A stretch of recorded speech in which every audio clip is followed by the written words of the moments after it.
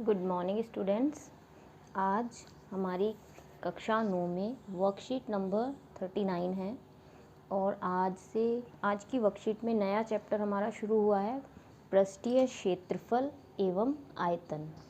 तो इस टॉपिक को शुरू करने से पहले मैं आपको आज द्विविमीय आकृतियाँ और त्रिविमीय आकृतियों के बारे में बताऊंगी।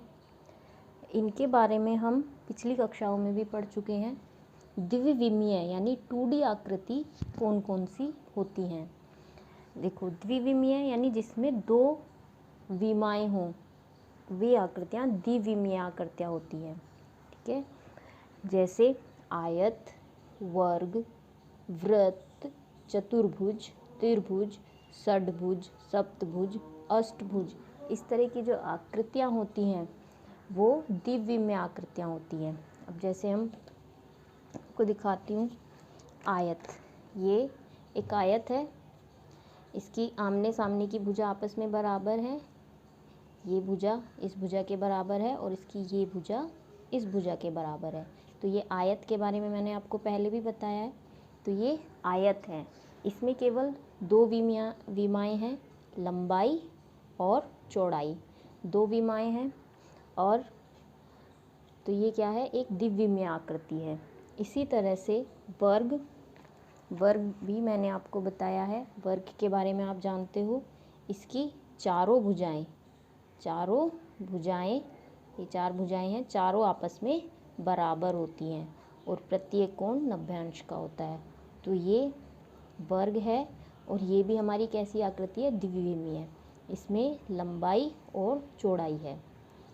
ओके, केवल दो दिशाएं होती हैं, दो विमाएं होती हैं। ठीक है, तो ये एक द्विविमीय आकृति है। इसी तरह से ये चतुर्भुज में भी आते हैं दोनों। ये चतुर्भुज हैं अलग अलग प्रकार के, और भी कई तरह के चतुर्भुज होते हैं। ठीक, तो ये हमारी द्विविमीय आकृति है। इसी तरह से वृत्त, ये हमारा द्विविमीय आकृति है। त्रिभुज द्विविमीय आकृति है। और षड्भुज यानी जिसमें 6 भुजाएं होती हैं। तो ये सब आकृतियाँ हमारी कैसी हैं, द्विविमीय आकृति। द्विविमीय आकृतियाँ जिसमें केवल दो विमाएं होती हैं। जैसे ये रजिस्टर है हमारा, इसमें अगर हम एक पेज की बात करें तो ये एक द्विविमीय आकृति है। आयताकार है ये और इसमें केवल लंबाई है और चौड़ाई है। तो ये एक द्विविमीय आकृति है। तो द्विविमीय आकृतियाँ आप समझ गए होंगे, जिसमें केवल दो विमाएँ होती हैं। और इनकी पहचान कैसे करोगे, अगर आप किसी भी द्विविमीय आकृति को अपनी कॉपी के बीच में रख दोगे तो आपको उसका आभास नहीं होगा, उसको आप आराम से उसके अंदर रख सकते हो। जैसे मैंने ये हमारा वर्ग है, वर्ग को अगर मैं ऐसे कॉपी में रख दूँ, बहुत बार हम रख देते हैं कटिंग करके, तो ये क्या है, हमें नहीं पता चलेगा कि हमारी कॉपी में कहाँ है। तो इस तरह की, क्योंकि उसमें मोटाई नहीं है, केवल लंबाई है और चौड़ाई है। तो ये आकृतियाँ कौन सी हैं, हमारी द्विविमीय आकृतियाँ। तो द्विविमीय आकृतियों के बारे में हम कक्षा 6, 7 और 8 में पढ़ चुके हैं। अब आते हैं हम त्रिविमीय आकृतियाँ। त्रिविमीय आकृतियाँ क्या होती हैं, त्रिविमीय यानी जिसमें 3 विमाएँ होती हैं, 3 दिशाएँ होती हैं। उनको हम अपनी कॉपी के बीच में नहीं रख सकते। जैसे हमने वर्ग को रख दिया था, हमें नहीं पता चला हमारी कॉपी में वो कहाँ रखा हुआ है, मुझे अभी भी नहीं मिला है, मिल गया। ठीक है, तो त्रिविमीय आकृतियाँ क्या होती हैं, जिनमें 3 विमाएँ होती हैं। इसके हम रोज़ाना बहुत सारे एग्जाम्पल देखते हैं। ये होती है हमारी घनाभ, घन, बेलन, शंकु, गोला, अर्धगोला। इसके मेरे पास कुछ एग्जाम्पल्स हैं, मैं आपको दिखाती हूँ।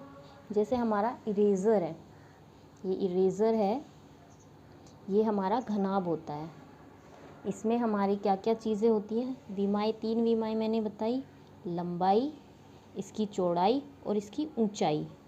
ये दिखाई दे रही ना आपको, लंबाई, चौड़ाई और इसकी ऊंचाई। इसमें 3 विमाएँ हैं और ये तीनों अलग अलग हैं आपस में, लंबाई अलग है, चौड़ाई अलग है और ऊंचाई अलग है। तो ये घनाभ है, क्यूबॉइड। क्या है ये, क्यूबॉइड का एग्जाम्पल है, घनाभ बोलते हैं इसको। इस तरह के आप डेली लाइफ में बहुत सारे एग्जाम्पल्स देखते हो, टूथपेस्ट का डब्बा, किसी भी कोई भी डब्बा आप देखते हो तो वो घनाभ के आकार का होता है। तो घनाभ आप समझ गए होगे, घनाभ क्या होता है, क्यूबॉइड। ठीक है, अगर मैं इसे कॉपी के बीच में रखूँ तो मुझे पता चल जाएगा कि कॉपी में कुछ रखा हुआ है। ये त्रिविमीय आकृतियाँ होती, त्रिविमीय शेप्स हैं, ठोस, लंबाई, चौड़ाई और ऊंचाई। ठीक है, अब घनाभ आपको समझ में आ गया होगा। अब इसके बाद आते हैं घन। घन भी आप बहुत बार देखते हो, जब आप लूडो खेलते हो तो उसमें एक घन के आकार की आकृति होती है। मेरे पास एक शॉर्पनर है जो घन के आकार का है, ये है, ये घन आकार है, घनाकार।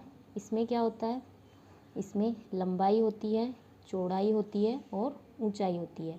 इसमें कटिंग शेप आ रही है, इसको इग्नोर कर दो। जब हम ये डिज़ाइन बना हुआ है, लेकिन इसकी आकृति को आप ध्यान दो, लंबाई, चौड़ाई और ऊंचाई होगी और तीनों आपस में बराबर होगी। ठीक है, तो ये हमारा घन का एग्जाम्पल है। ठीक है, तो ये भी डब्बे के आकार का होता है, लेकिन डब्बा कैसा होगा, जिसकी लंबाई, चौड़ाई और ऊंचाई बराबर होंगी। तो ये हमारा घन है, क्यूब, इसको इंग्लिश में बोलते हैं क्यूब। इसके बाद मैं आपको गोले के बारे में बताती हूँ। गोला सभी समझते हैं, जो आपकी बॉल होती है वो गोला होती है। ठीक है, मेरे पास इस शेप का भी एक शॉर्पनर है ये। ठीक है, ये गोल है, गोला है। ठीक है,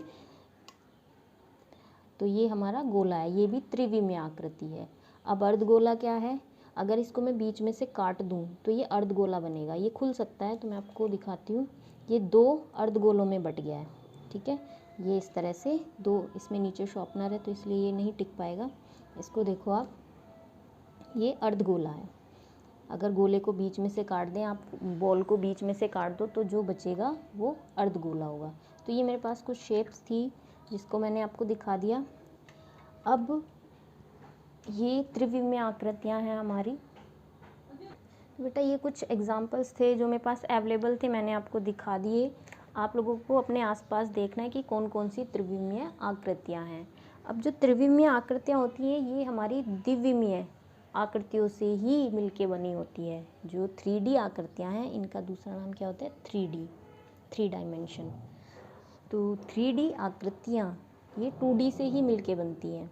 किस तरह से, जैसे घनाभ है, मेरे पास ये एक शेप है जो मैंने ये आपको दिखाई दे रही है, 2D है, इसमें लंबाई है, ये कई सारे आयतों से मिलके बनी है।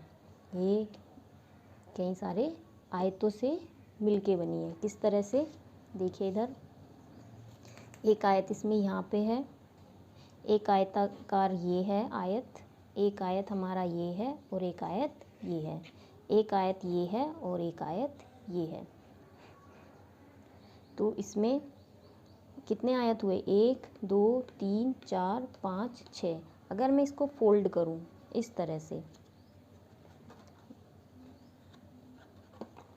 तो आप देखोगे ये किस आकार का बन गया, ये एक डब्बे के आकार का बन गया। और इस डब्बे को हम क्या बोलते हैं, अभी मैंने आपको बताया घनाभ।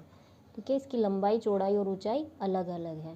ठीक, तो ये एक 2D आकृति थी जिसको मैंने फोल्ड करके किस में कन्वर्ट कर लिया, एक 3D आकृति में। ठीक है, तो जो हमारी 3D आकृतियाँ होती हैं वो 2D से ही फोल्ड करके बनाई जाती हैं या एक दूसरे के ऊपर रख के बनाई जाती हैं। तो घनाभ आपको समझ में आया।